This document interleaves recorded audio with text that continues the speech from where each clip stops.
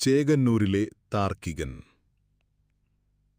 അഭിവന്ദ്യ ഗുരു കാന്തപുരം ഉസ്താദിന്റെ വിശ്വാസപൂർവം ആത്മകഥയിലെ 14-ാമത് അധ്യായം അവതരിപ്പിക്കുന്നു റിയൽ മിഷൻ.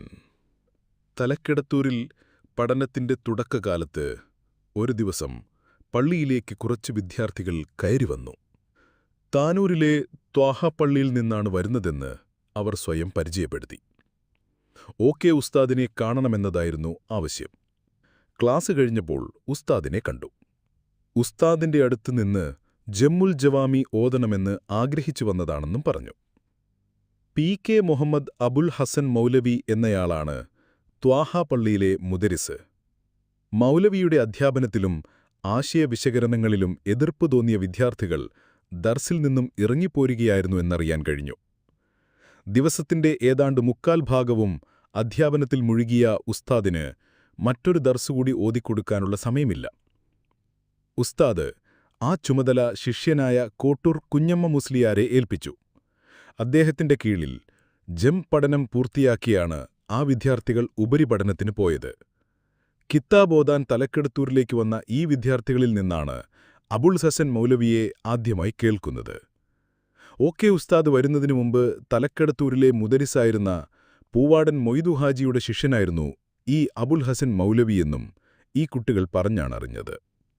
തലക്കെടുത്തൂരിലെ പഠനത്തിനു ശേഷം വെല്ലൂർ ബാക്കിയാത്തിൽ പോയി തിരിച്ചുവന്ന മൗലവി താനൂരിൽ ദർസ് ആരംഭിക്കുകയായിരുന്നു. ഓരോ വിഷയത്തിലും മികച്ച ഉസ്താദുമാരെ തേടി മറ്റു ദർസുകളിലേക്ക് പോകുന്ന പതിവ് അക്കാലത്തുണ്ടെങ്കിലും സ്വന്തം ഉസ്താദ് ഓതിക്കൊടുക്കുന്ന കാര്യങ്ങളിൽ പിശുകുണ്ടെന്ന് പരാതിപ്പെട്ട് വിദ്യാർത്ഥികൾ മറ്റൊരിടത്തേക്ക് വരിക എന്നത് ദർസ് സമ്പ്രദായത്തിൽ പൊതുവെ കേട്ടുകേൾവിയില്ലാത്ത കാര്യമാണ്. അതിലൊരാശ്ചര്യം തോന്നി. അങ്ങനെയാണ് അബുൽ ഹസൻ മൗലവിയുടെ പേര് ശ്രദ്ധിക്കാനിടവന്നത്. അധികം താമസിയാതെ മൗലവി പൊന്നാനിക്കടുത്ത് കോക്കൂരിലേക്ക് മാറിയെന്നും കേട്ടു. പിന്നീട് ഞങ്ങൾ ചാലിയത്തേക്കും അവിടെ നിന്നും 3 വർഷത്തേക്ക് വെല്ലൂരിലേക്കും പോയതോടെ മൗലവിയെക്കുറിച്ച് കൂടുതലൊന്നും കേൾക്കാതെയായി. 1963 ഡിസംബർ 30-നാണ് ബാക്കിയാത്തിലെ പഠനം പൂർത്തിയാക്കി ഞാൻ വെല്ലൂരിൽ നിന്നും തിരിച്ച് നാട്ടിലെത്തുന്നത്. ആ ദിവസം കൃത്യമായി ഓർക്കാനുള്ളൊരു കാരണം ഞങ്ങൾ വെല്ലൂരിൽ നിന്നും പുറപ്പെടുന്നതിന്റെ തലേദിവസം കാശ്മീരിലുണ്ടായ ഒരു വിവാദമാണ്. കാശ്മീരിലെ പ്രശസ്തമായ ഹസ്രത് ബാൽ പള്ളിയിൽ സൂക്ഷിച്ച പ്രവാചകരുടെ തിരുകേശം മോഷ്ടിക്കപ്പെട്ടു. പള്ളിയിലെ സുരക്ഷാ ഉദ്യോഗസ്ഥർ ഉറങ്ങിയ സമയത്ത് മോഷ്ടാക്കൾ തിരുകേശം പള്ളിയിൽ നിന്നും കടത്തിക്കൊണ്ടുപോവുകയായിരുന്നു. വിവരം പുറത്തറിഞ്ഞതോടെ കാശ്മീർ താഴ്വരയിലെ ജനങ്ങൾ തെരുവിലേക്കിറങ്ങി. പത്രങ്ങളിലൊക്കെ അന്നത് വലിയ വാർത്തയായിരുന്നു. തെക്കേ ഇന്ത്യയിൽ തിരുകേശം സൂക്ഷിക്കുന്ന പ്രധാനപ്പെട്ട ഒരിടം എന്ന നിലയിൽ വെല്ലൂരിലും ഈ വാർത്ത പരന്നു. കാശ്മീരിൽ നിന്നുള്ള വാർത്തകൾ അറിയാൻ വേണ്ടി ആളുകൾ പത്രങ്ങൾ തേടിപ്പിടിച്ചു വായിച്ചു. തിരുകേശം സൂക്ഷിക്കുന്ന വെല്ലൂർ ലത്തീഫിയയിലും കൂടുതൽ സുരക്ഷാ സംവിധാനങ്ങൾ ഏർപ്പെടുത്തണമെന്ന ആവശ്യം ചിലർ ഉയർത്തി. ഉദ്വേഗജനകമായ ഈ വാർത്തകളും അതേക്കുറിച്ചുള്ള ഊഹാപോഹങ്ങളും കേട്ടുകൊണ്ടാണ് വെല്ലൂരിൽ നിന്നും കേരളത്തിലേക്ക് ട്രെയിൻ കയറുന്നത്. അതിന്റെ ഒരു ആകാംക്ഷ മനസ്സിൽ നിറഞ്ഞു നിൽക്കുന്നുണ്ടായിരുന്നു. അതുകൊണ്ടുതന്നെ നാട്ടിലെത്തിയപ്പോഴും തിരുകേശത്തിന് എന്ത് സംഭവിച്ചു എന്നറിയാൻ ഓരോ ദിവസവും വരുന്ന വാർത്തകൾ തേടിപ്പിടിച്ചു വായിച്ചു. തെരുവിലിറങ്ങിയ ജനങ്ങൾ ആക്ഷൻ കമ്മിറ്റികൾ രൂപീകരിച്ചു. പ്രതിഷേധങ്ങൾ കാശ്മീരിന് പുറത്തേക്കും വ്യാപിക്കാൻ തുടങ്ങി. കാശ്മീർ മുഖ്യമന്ത്രി ഹസ്രത് ബാൽ പള്ളിയിലെത്തി. പ്രധാനമന്ത്രി നെഹ്റു വിഷയത്തിൽ ഇടപെട്ടു. തുടർന്ന് തിരുകേശം കണ്ടെത്താനുള്ള ദൗത്യം CBI മേധാവിയെ ഏൽപ്പിച്ചു. ഒടുവിൽ 8-ാമത്തെ ദിവസം തിരുകേശം വീണ്ടെടുത്തതായി CBI മേധാവി അറിയിച്ചു. അപ്പോഴേക്കും അത് പല മാനങ്ങളുള്ള അന്താരാഷ്ട്ര വിഷയമായി മാറിക്കഴിഞ്ഞിരുന്നു. തിരുകേശം വീണ്ടെടുത്ത CBI മേധാവിയെയും സംഘത്തെയും പ്രധാനമന്ത്രി അഭിനന്ദിച്ചു. രാജ്യത്തിന്റെ പല ഭാഗങ്ങളിലും സർക്കാരിനെ അഭിനന്ദിക്കുന്ന യോഗങ്ങൾ നടന്ന വാർത്തകളും പത്രത്തിൽ വന്നിരുന്നു. വീണ്ടെടുത്ത തിരുകേശം പൊതുജനങ്ങൾക്ക് കാണാൻ വേണ്ടി പ്രത്യേക ചടങ്ങ് തന്നെ സർക്കാർ സംഘടിപ്പിച്ചു. കാശ്മീർ പതിയെ സമാധാനത്തിലേക്ക് തിരിച്ചുവന്നു. എന്നാൽ തിരുകേശം കണ്ടെത്തിയ വാർത്ത പുറത്തുവന്ന ശേഷവും രാജ്യത്തിന്റെ മറ്റു ഭാഗങ്ങളിലും പുറത്തും പ്രതിഷേധങ്ങൾ ആഴ്ചകളോളം തുടർന്നു. അതിനെ ചുറ്റിപ്പറ്റിയുള്ള വിവാദങ്ങളും അക്കൊല്ലത്തെ റമദാൻ മാസത്തിലായിരുന്നു ഇത്. അന്തർദേശീയ ശ്രദ്ധ പിടിച്ചുപറ്റിയ കാശ്മീരിലെ ഈ വിവാദങ്ങളൊക്കെ അവസാനിച്ച് ആഴ്ചകൾ കഴിഞ്ഞാണ് കേരളത്തിൽ ഈ സംഭവവികാസങ്ങൾ മറ്റൊരു നിലയ്ക്ക് അവതരിപ്പിക്കപ്പെടുന്നത്.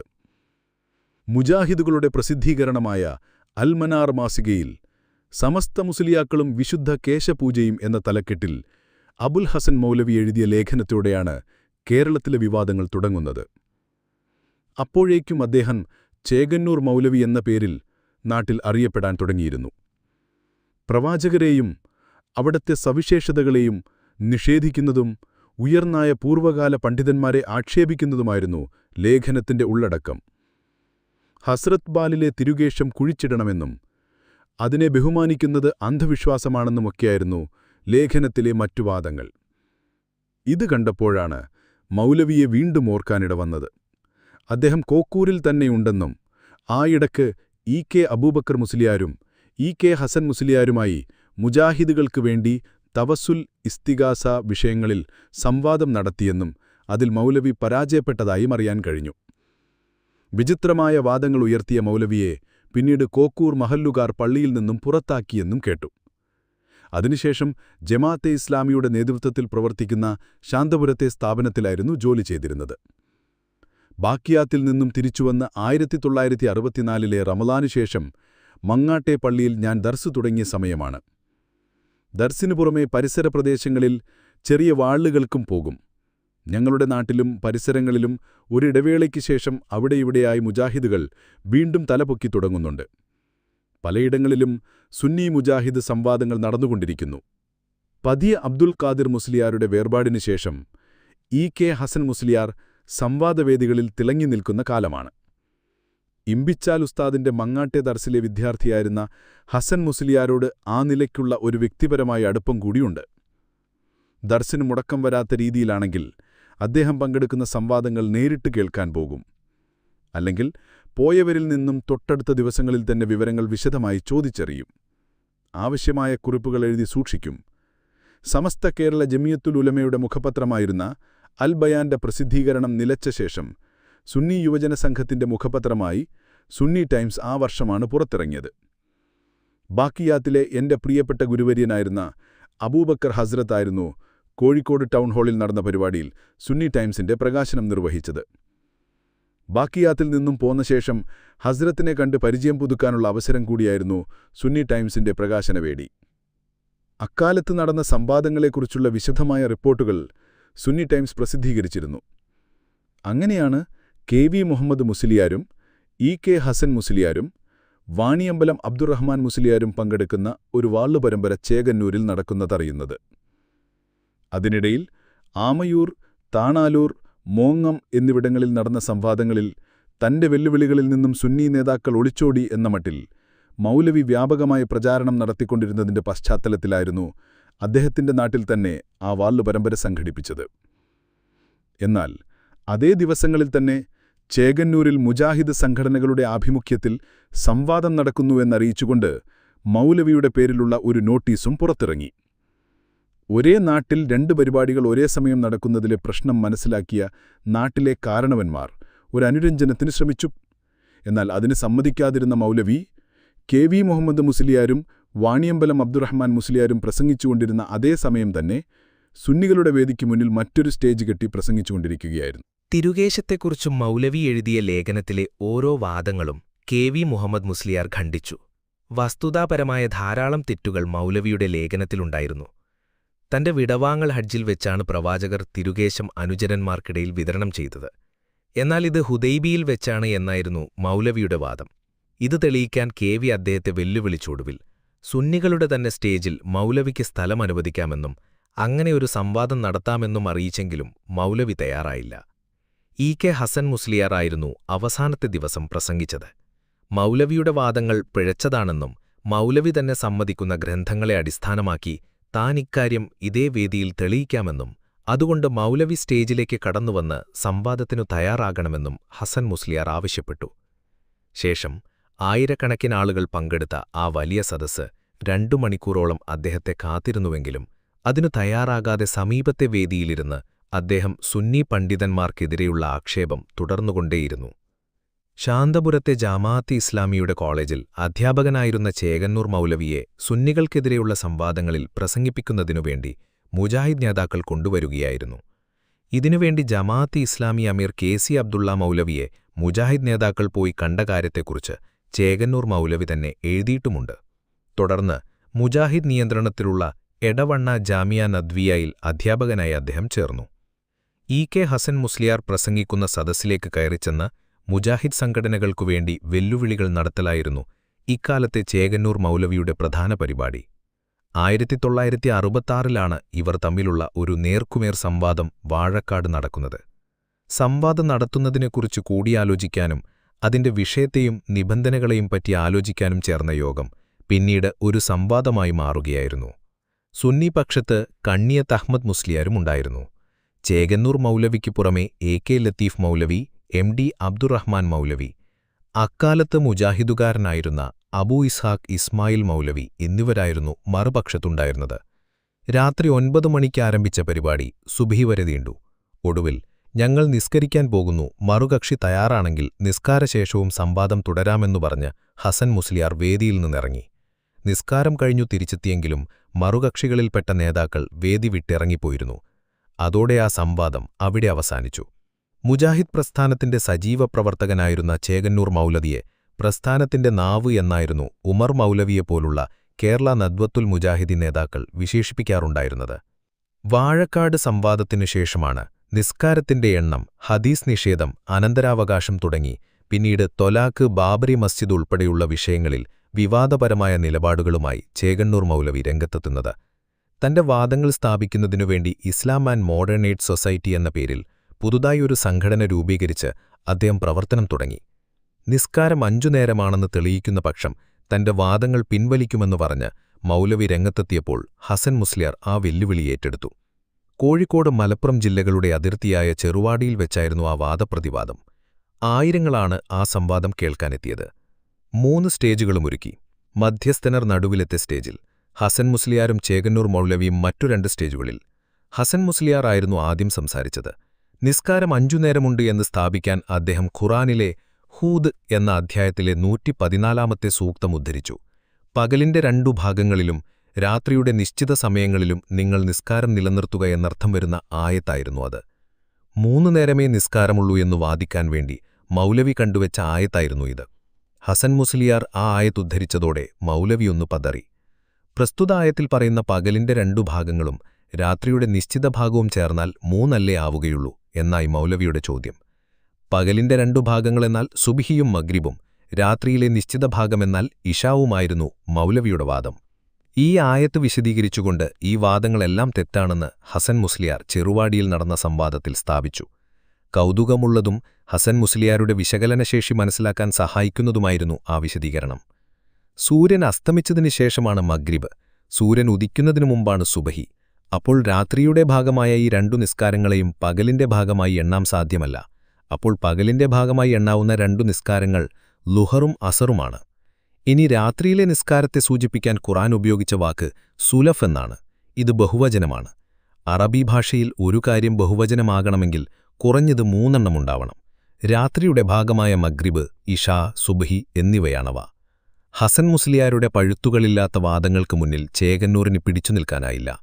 താനുമായി വാദപ്രതിവാദം മരത്തിയ സുന്നി, മുജാഹിദ്, ജമാഅത്തെ ഇസ്ലാമി എന്നിവയിലെ പണ്ഡിതന്മാരിലും CN അഹ്മദ് മൗലവി ഉൾപ്പെടെയുള്ള മറ്റു സംവാദകരിലും എന്നെ ഏറെ കുഴച്ചത് ഹസൻ മുസ്ലിയാരായിരുന്നുവെന്ന് ചേകന്നൂർ മൗലവി തന്നെ പിന്നീട് പറയുകയും എഴുതുകയും ചെയ്തിട്ടുണ്ട്. അദ്ദേഹം ഉയർത്തിയ ചോദ്യങ്ങൾക്ക് സുന്നി വിശ്വാസധാരയുടെ രീതിശാസ്ത്ര പരിധിക്കകത്തു നിന്നുകൊണ്ടുള്ള സമ്പൂർണ്ണ ഉത്തരമായിരുന്നു 1960കളുടെ അവസാനം ചെറുവാടിയിൽ നടന്ന ഈ വാദപ്രതിവാദം.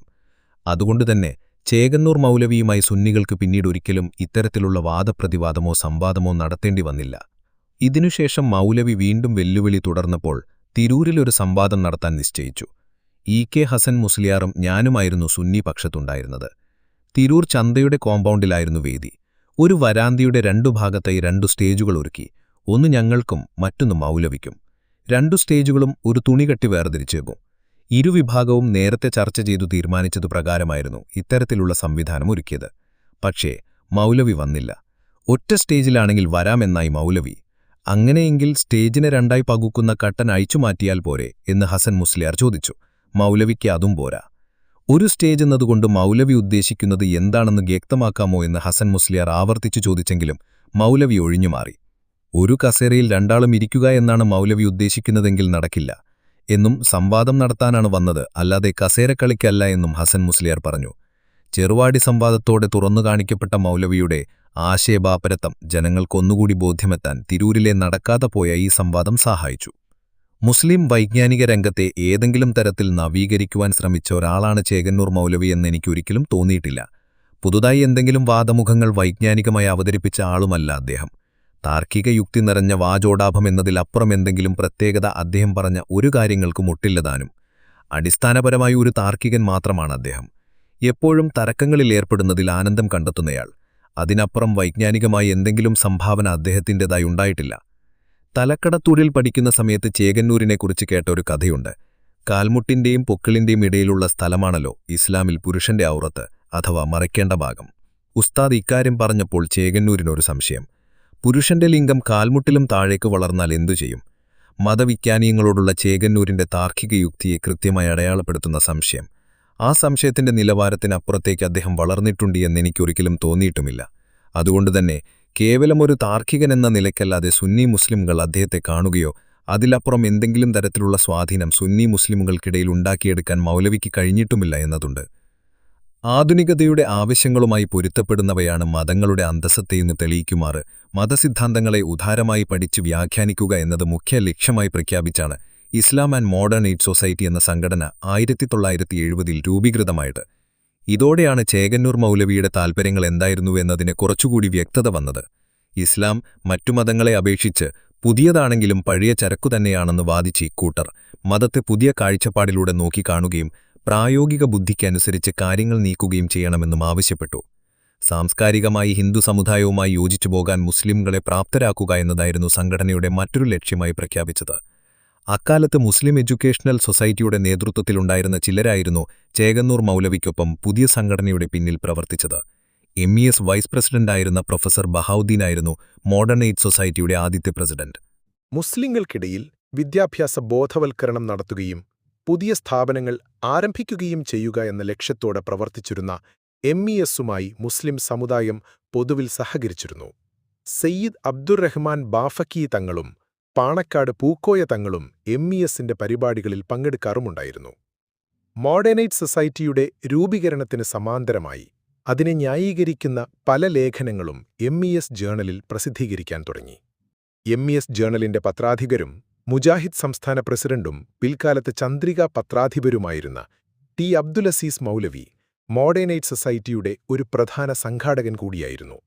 ഇതേ തുടർന്ന് അബ്ദുറഹ്മാൻ ബാഫക്കി തങ്ങൾ MESൽ നിന്ന് രാജിവെച്ചു. അതുമായി സഹകരിക്കരുതെന്ന സമസ്തയും മുസ്ലിം ലീഗും നിലപാടെടുത്തു. 1970കളിലെ തുടക്കത്തിൽ മുസ്ലിം സമുദായത്തിനകത്ത് വലിയ ചർച്ചകൾക്ക് വഴിവെച്ച തീരുമാനമായിരുന്നു ഇത്. മുസ്ലിം മുഖ്യധാരയുമായി സഹകരിച്ച് വിദ്യാഭ്യാസ പ്രവർത്തനങ്ങളെ വിപുലവും വിശാലവുമാക്കാനുള്ള അവസരം MES സ്വയം നഷ്ടപ്പെടുത്തി. മോഡേൺ എയ്ഡ് സൊസൈറ്റിക്കെതിരെ കോഴിക്കോട്ടെ ഇജ്ലാലുൽ ഉലൂം ദർസ് കമ്മിറ്റി ടൗൺ ഹാളിൽ ഒരു യോഗം നടത്തി. മുസ്ലിങ്ങൾക്കിടയിൽ പ്രവർത്തിക്കാൻ മോഡേൺ എയ്ഡ് സൊസൈറ്റിയെ ഭാരതീയ ജനസംഘം നിയോഗിച്ചതാണോ എന്നായിരുന്നു സണ്ണി ടൈംസ് പത്രാധിപ സമിതി അംഗമായിരുന്ന മാന്നാർ അബ്ദുൽ ഖാദിർ ഹാജി അന്ന് ചോദിച്ചത്. ക്രമേണ ഈ സംഘടന ഇല്ലാതായി. ഖുറാൻ സുന്നത്ത് സൊസൈറ്റി എന്നൊരു പുതിയ സംഘടന രൂപീകരിച്ചുകൊണ്ടായിരുന്നു മൗലവിയുടെ പിന്നീടുള്ള പ്രവർത്തനങ്ങൾ. തുടരും.